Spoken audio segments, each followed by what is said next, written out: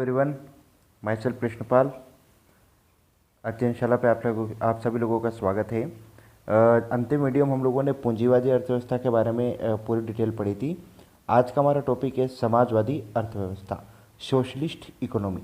तो पहले तो समझते हैं क्या होती है, फिर इसके फीचर्स देखेंगे और देन लास्ट में इसके जो कमियां इसके अंदर हैं वो देखेंगे। देखिए, इसमें पहला पॉइंट देखिएगा, एक ऐसी आर्थिक प्रणाली जिसमें उत्पत्ति के सभी साधनों पर सरकार द्वारा अभिव्यक्त संपूर्ण समाज का स्वामित्व होता है, मतलब ओनरशिप ऑफ पीपल। इसका मतलब ये होता है कि ओनरशिप ऑफ पीपल जिस इकोनॉमी में हो वो समाजवादी अर्थव्यवस्था है। ये एक एक पॉइंट समझिएगा। सरकार द्वारा अभिव्यक्त संपूर्ण समाज, मतलब कि देश की संपूर्ण जनता जो है उसकी अभिव्यक्ति कौन करता है? सरकार करती है। The government is the representative of the society. तो ये क्या बोल रहा है कि सरकार द्वारा अभिव्यक्त संपूर्ण समाज, मतलब पूरा समाज इसके अंदर शामिल होता है। तो ऐसी आर्थिक प्रणालियों में उत्पत्ति के सभी साधनों पर सरकार का नियंत्रण होता है, या मैं ऐसा कह दूं समाज का नियंत्रण होता है। ये कंप्लीटली समाज आधारित अर्थव्यवस्था या सामाजिक अर्थव्यवस्था है। इसमें निजी हितों का ध्यान नहीं रखा जाता है। दूसरा पॉइंट देखिएगा, आर्थिक क्रियाओं का संचालन केंद्रीय सत्ता द्वारा सामूहिक हित और सामूहिक कल्याण के उद्देश्य से किया जाता है। वहाँ हम पूंजीवादी में क्या देखे थे कि आर्थिक जो गतिविधियाँ थी, इकोनॉमिकल एक्टिविटी जो थी, उनको काहे के लिए उनको कंडक्ट कर रहे थे? निजी हित के लिए या लाभ प्राप्त करने के लिए। जबकि यहाँ पर ऐसा उद्देश्य नहीं है। यहाँ पर एकमात्र उद्देश्य इसका ये है कि सामूहिक हित और कल्याण हो, मतलब लोगों का फायदा हो, लोगों का काम बने, समाज में लोगों को चीज़ें प्राप्त हो और गरीब लोग ना बचे, गरीबों को सभी संसाधन प्राप्त हो, कपड़ा, रोटी, मकान जैसी सारी चीज़ें सब लोगों को उपलब्ध होती रहे। इस अर्थव्यवस्था की सबसे मूल विशेषता ये होती है। इसलिए यहाँ पर लाभ की बात नहीं की जाती है, इसलिए सारी चीज़ें सरकार के नियंत्रण में होती है, क्योंकि सरकार का उद्देश्य लाभ प्राप्ति नहीं बल्कि सभी लोगों को मूलभूत सुविधाएं उपलब्ध करवाना होता है। तीसरा पॉइंट देखिएगा, आर्थिक कामकाज के प्रबंध में सरकार का हस्तक्षेप होता है। अब जब अर्थव्यवस्था का उद्देश्य लोगों का कल्याण करना हो तो सारा का सारा प्रबंध, सारा का सारा मैनेजमेंट गवर्नमेंट खुद अपने तरीके से करती। इसका सीधे शब्दों में मतलब ये होता है कि यह निजी कंपनियों की अनुमति नहीं होती, सारी सरकारी कंपनियां होती हैं और उन कंपनियों को सरकार अपने तरीके से चलाती है, ताकि उत्पादन भी नियंत्रित हो सके और जो चीज़ें हैं वो समाज में वितरित भी हो सके सही से। नहीं तो क्या होता है कि लाभ के उद्देश्य में कुछ लोग बहुत कमाते, कुछ लोग नहीं कमा पाते, और समाजवादी में ऐसा नहीं होता है। समाजवादी में सबको बराबर अवसर दिया जाता है। चौथा पॉइंट देखिएगा, इस अर्थव्यवस्था को समान अर्थव्यवस्था या केंद्र नियोजित अर्थव्यवस्था भी कहा जाता है। समान अर्थव्यवस्था का मतलब क्या है? समान अर्थव्यवस्था मतलब इकोनॉमी सबके लिए एक जैसी, ऑल इक्वल सिस्टम है ये। तो आप खुद समझिए, सरकार इस पर नियंत्रण अपना क्यों रखती है? क्योंकि सरकार प्रोडक्शन करती है और प्रोडक्शन के हिसाब से ही उसका उपभोग होता है। जबकि पूंजीवाद कैपिटलिस्ट में क्या होता है? उपभोग के अनुसार उत्पाद होता है और यहाँ पर उत्पाद के अनुसार उपभोग किया जाता है। तो सरकार उतना ही उत्पादन करती है जितना लोगों के लिए आवश्यकता है, अतिरिक्त उत्पादन नहीं करती है। इसलिए इसे समान अर्थव्यवस्था भी कहते हैं। और सही मायने देखा जाए ना तो ये विचारधारा कार्ल मार्क्स जो था, कार्ल मार्क्स उनके समाजवादी विचारधारा पर आधारित है। जो सोशलिस्ट थॉट्स या socialist thinking of the Karl Marx, जिसको मार्क्सिज्म भी बोलते हैं हम लोग, ये अर्थव्यवस्था की शुरुआत हम लोग 1917 में रशियन रिवॉल्यूशन जो था, रूस की क्रांति, उसके बाद से मानते हैं।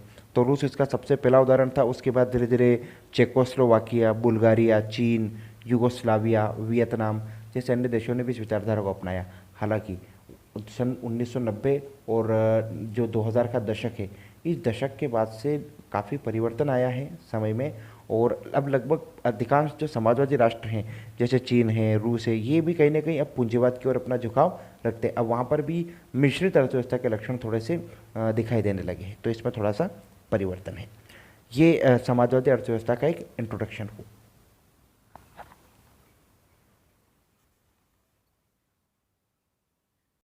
अब हम बात करते हैं समाजवादी अर्थव्यवस्था की विशेषताओं की। तो बेसिक जो इसमें विशेषताएं हैं जो आपको पता होनी चाहिए, उनमें पहला पॉइंट है साधनों पर सामूहिक स्वामित्व। मतलब क्या होता है समझिएगा, इस प्रकार की अर्थव्यवस्था में उत्पादन के सभी भौतिक साधन, जैसे भूमि मतलब लैंड, वन, फॉरेस्ट, कारखाना, फैक्ट्रीज वगैरह, पूंजी, कैपिटल, एटसेट्रा एटसेट्रा पर सरकार या फिर समाज का स्वामित्व और नियंत्रण होता है। यहाँ पर मतलब किसी भी प्रकार का निजी इंटरफेयर है ही नहीं, कोई प्राइवेट इंटरफेयर नहीं है। सारी प्रॉपर्टी, सारा रिसोर्स और सारा प्रोडक्शन केवल गवर्नमेंट के हाथ में है, या ऐसा बोल दूँ समाज के हाथ में है। इसके परिणाम स्वरूप लाभ का उद्देश्य या निजी हित के लिए आर्थिक गतिविधियों का संचालन नहीं होता है। इस पॉइंट का मतलब ये भी होता है कि लाभ का उद्देश्य जब है ही नहीं तो निजी गतिविधियों का संचालन भी नहीं होता है। जो एक्टिविटीज़ होगी वो सारी की सारी गवर्नमेंट एक्टिविटी होगी, प्राइवेट एक्टिविटीज़ नहीं होती है। सेकंड पॉइंट, उपभोक्ता चयन का अंत। हमने वहाँ कैपिटलिस्ट में क्या देखा था, पूंजीवाद में, कि उपभोक्ताओं को चयन करने का अधिकार होता है। वो अपनी पसंद की चीज़ें खरीद सकते हैं, उनके पास ऑप्शंस बहुत सारे होते हैं। मतलब जैसे आज आप कपड़ा लेने मार्केट जा रहे हैं तो आपके पास 50 कंपनियों के कपड़े उपलब्ध हैं, लेकिन मान लो सरकार ही उत्पादन करे तो सरकार कपड़े की 50 कंपनियां क्यों बनाएगी? सरकार तो केवल एक ही कंपनी बनाएगी, तो उस कपड़े को खरीदना हमारे लिए मजबूरी बन जाएगी। इसलिए वहाँ पर कोई चयन का अधिकार नहीं रह जाता है, मतलब कि ऑप्शन नहीं है, ऑप्शन कुछ नहीं रह जाता है, ऑप्शन का कोई स्वतंत्रता नहीं बचती है। मतलब अर्थव्यवस्था में वस्तुओं में उपयोग हेतु उपभोक्ता के चयन की प्रभुता उन्हीं वस्तुओं तक बनी रहती है या सीमित हो जाती है जो शासन द्वारा उत्पादित की जा रही है। तो सीधा मतलब है कि इसमें हमारे पास कोई ऑप्शन नहीं है, जो गवर्नमेंट ने प्रोड्यूस कर दिया वो हमको यूज़ करना है और उसमें कोई चांस नहीं बनता किसी प्रकार का दूसरा। थर्ड पॉइंट देखिएगा, केंद्रीय नियोजन या आर्थिक नियोजन। मतलब होता क्या समझेगा, इस अर्थव्यवस्था में सामाजिक आर्थिक लक्ष्यों में निर्धारण व प्राप्ति हेतु एक केंद्रीय सत्ता होती है। सीधे समझिएगा, किसी भी अर्थव्यवस्था का एक उद्देश्य होता है और समाजवादी अर्थव्यवस्था में ये उद्देश्य जो है वो सरकार निर्धारित करती है। अब जब इकोनॉमी का कोई एक ऑब्जेक्टिव डिसाइड कर दिया गया है तो उसको ड्राइव करने के लिए, चलाने के लिए कोई ना कोई प्लानिंग तो होनी चाहिए ना। तो सोशलिस्ट इकोनॉमी की सबसे बड़ी खासियत होती है कि ये जो प्लानिंग होती है ये सेंट्रल में कोई बैठ के डिसाइड करता है, इसलिए इसको केंद्रीय नियोजन या सेंट्रलाइज प्लानिंग कहा जाता है। ये समाजवादी अर्थव्यवस्था की एक बड़ी विशेषता है। क्योंकि आप कुछ सोचिए, मान लो समाजवादी अर्थव्यवस्था है तो मूल उद्देश्य है जनता का कल्याण करना। अब जनता का कल्याण करना है तो योजना कौन बनाएगा, उनका क्रियान्वयन कैसे होगा, उत्पादन निर्धारित कौन करेगा, तो सरकार में इन सबके लिए कोई ना कोई बॉडी कार्य करती है। तो यहाँ पर आर्थिक नियोजन जो होता है वो केंद्र द्वारा निर्धारित किया जाता है। मतलब इसमें अर्थव्यवस्था के सभी महत्वपूर्ण निर्णय जैसे उत्पादन कितना करना है, कौन करेगा वगैरह सब कोई केंद्रीय निर्धारित सत्ता लेती है, या सीधे भाषा में कहा जाए तो सरकार निर्धारित करती है। नेक्स्ट पॉइंट देखिए, सामाजिक लाभ का उद्देश्य। ये पॉइंट तो अपन पहले भी डिस्कस कर चुके हैं।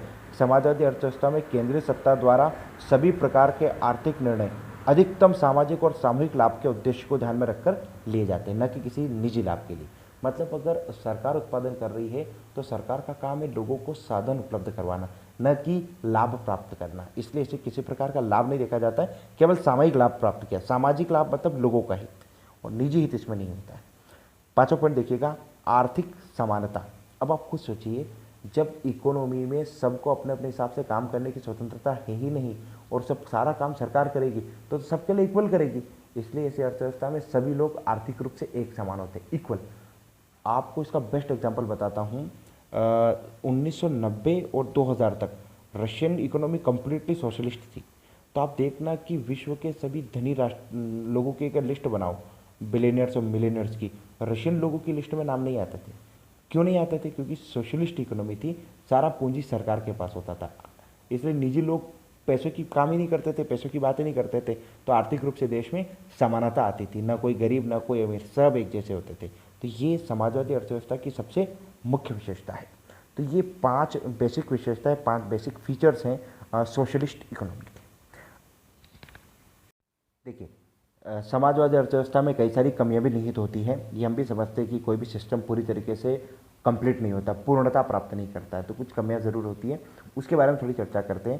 क्योंकि आप देखिए कि 1990 के बाद और 2000 के बाद अधिकांश सोशलिस्ट जो कंट्रीज़ हैं, समाजवादी राष्ट्र, वो खुद पूंजीवाद की ओर झुक रहे हैं। मतलब कोई ना कोई इसमें कमियाँ प्रदर्शित तो होती है, उनके बारे में चर्चा करते हैं। पहली कमी देखना, फर्स्ट पॉइंट इज नौकरशाही और लाल फीताशाही। नौकरशाही का मतलब होता है ब्यूरोक्रेसी और लाल फीताशाही का मतलब होता है रेड टेपिज्म। नौकरशाही का मतलब बता देता हूँ पहले क्या होता है। जब सब कुछ चीज़ें सरकार के नियंत्रण में होती है तो उनको सरकार के कर्मचारी नियंत्रित करते हैं, उनके सरकार के कर्मचारी चलाते हैं। जब सरकार के कर्मचारी चलाते हैं तो वहाँ पर उसी तरीके से चलता है जैसा कि शासकीय सेवक या शासकीय कर्मचारी चलाना चाहता है। पहले इन शासकीय कर्मचारी को नौकरशाह बोलते थे, इसलिए विचारधारा को नौकरशाही नाम दिया गया, ब्यूरोक्रेसी नाम दिया गया। दूसरा वर्ड है लाल फीताशाही। लाल फीताशाही का मतलब क्या होता है? पहले सरकार में क्या होता था कि कोई भी शासकीय कार्य होता था तो जब कोई फाइल बंद करनी होती थी तो उसको एक लाल फीते में बांध कर पीले कपड़े में लपेट कर रख दिया जाता था। मतलब कुल मिला के काम को टालने की प्रवृत्ति लाल फीताशाही कहलाती। अब देखो, शासकीय प्रयोजन में कोई प्रेरणा तो होती नहीं है, लाभ प्राप्ति की प्रेरणा नहीं है, कुछ नहीं है, तो कार्य करने के लिए भी कोई प्रेरणा नहीं होती, बस एक काम करना है, नौकरी है, सैलरी मिलेगी। तो इस प्रकार की दो विचारधाराएं समाजवादी अर्थव्यवस्था में बहुत देखने को मिलती है, नौकरशाही भी और लाल फीताशाही भी। 1991 से पहले भारतीय अर्थव्यवस्था भी समाजवाद की ओर बहुत ज़्यादा झुकाव रखती थी। तो आप देखिएगा कि भारत में लाल फीताशाही, नौकरशाही बहुत तीव्र थी।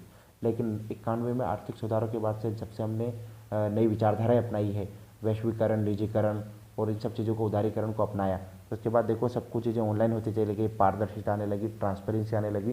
तो ये अब नौकरशाही, लाल फीताशाही में काफ़ी कुछ परिवर्तन हो गया। अब हमारे यहाँ की नौकरशाही प्रबंधन की ओर झुकाव रखती है अपना। आजकल मैनेजमेंट सब कुछ हो गया है और लाल फीताशाही तो लगभग समाप्ति दिखाई देती है, क्योंकि अब सारा काम ऑनलाइन है, ट्रांसपेरेंसी है, राइट टू इन्फॉर्मेशन है, सूचना का अधिकार वगैरह। तो ये कमी कहीं ना कहीं समाजवादी अर्थव्यवस्था में देखी जाती है। दूसरा पॉइंट, उत्पादन में कमी। हाँ, अब आप देखिएगा, जब सरकार उपभोग के अनुसार उत्पादन करती नहीं है, उत्पादन करती है और उसी हिसाब से उपभोग निर्धारित करती है, तो भी अधिक उत्पादन करने की प्रेरणा तो मिलेगी नहीं। जब अधिक उत्पादन करने की प्रेरणा मिलेगी तो टाइम टू टाइम उत्पादन में कमी आती, उतनी ग्रोथ नहीं होती है जो अदर इकोनॉमीज़ में देखने को मिलती। अर्थव्यवस्था में एक ये भी कमी होती है। तो उत्पादन में कमी, ये भी एक इस अर्थव्यवस्था का बहुत बड़ा लेक पॉइंट है या कमी है इसकी, ये याद रखिएगा। नेक्स्ट पॉइंट देखिए, आर्थिक प्रेरणा का अभाव, ये भी एक कमी है। जब सरकार काम कर रही है तो सरकार के लिए आर्थिक प्रेरणा तो है नहीं, केवल लोगों का कल्याण ही एकमात्र उद्देश्य होता है। तो उससे उत्पादन में वृद्धि नहीं होती है, उससे गुणवत्ता में वृद्धि नहीं होती है, उससे उपभोक्ताओं को चयन का अधिकार नहीं मिलता है, कई सारी चीज़ें इसमें नकारात्मक दिखती है। तो कहीं ना कहीं आर्थिक प्रेरणा का अभाव भी इस अर्थव्यवस्था में एक कमी है, जो अर्थव्यवस्था की गति को धीमा करता है। जिन अर्थव्यवस्थाओं में आर्थिक प्रेरणा बहुत तीव्र होती है, वहाँ की अर्थव्यवस्थाएं बहुत तेज़ी से आगे बढ़ती है, क्योंकि हर कोई लाभ कमाना चाहता है, नया उत्पादन होता है, नई चीज़ें बनती है, नए उद्योग स्थापित होते हैं, तो उससे अर्थव्यवस्था बहुत तेज़ी से आगे बढ़ती है और इस अर्थव्यवस्था में इस प्रकार की कमी दिखाई देती है। नेक्स्ट पॉइंट देखिएगा, उपभोक्ता की स्वतंत्रता में कमी।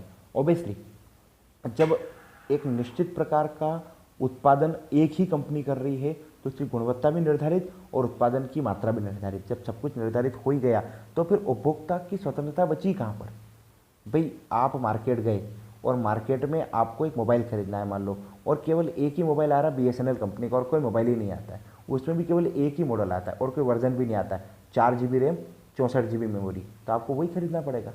लेकिन जब आपको इसी कंपनी के एक ही प्रकार के 4 GB रैम और 64 GB मेमोरी वाले 25 प्रकार के मोबाइल हो, तो आप कंपेयर तो करोगे ना, कौन स्पीड से चलता है, अच्छा कौन सा दिखाई दे रहा है, सस्ता कौन सा है, सारी चीज़ें। लेकिन ये समाजवादी अर्थव्यवस्था में नहीं होता है, इसलिए समाजवादी अर्थव्यवस्था में उपभोक्ता की स्वतंत्रता कोई नहीं रहती, उसमें कम होती है हमेशा। एक आखिरी पॉइंट इसमें है, अधिकारों का हनन।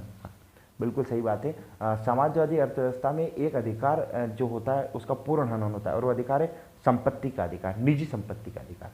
क्योंकि जब सभी संसाधन सरकार के हाथ में हैं, जब सब कुछ सरकार का है, तो निजी व्यक्तियों को कुछ होता ही नहीं है। तो ऐसी अर्थव्यवस्थाओं में निजी संपत्ति का अधिकार होता ही नहीं है, ये अधिकार नहीं पाया जाता है। तो एक कमी इसकी ये भी है। तो ये कुछ कमियां हैं समाजवादी अर्थव्यवस्था की, तो इनको भी याद रखिएगा, बहुत काम की चीज़ें हैं।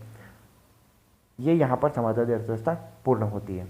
आई होप कि वीडियो आपको बहुत मदद करेगा आगे की प्रिपरेशन के लिए। इसके बाद हम मिश्रित अर्थव्यवस्था अगले टॉपिक में पढ़ेंगे, नेक्स्ट वीडियो में उसको फोकस करेंगे। तो आगे के लिए बने रहें, धन्यवाद।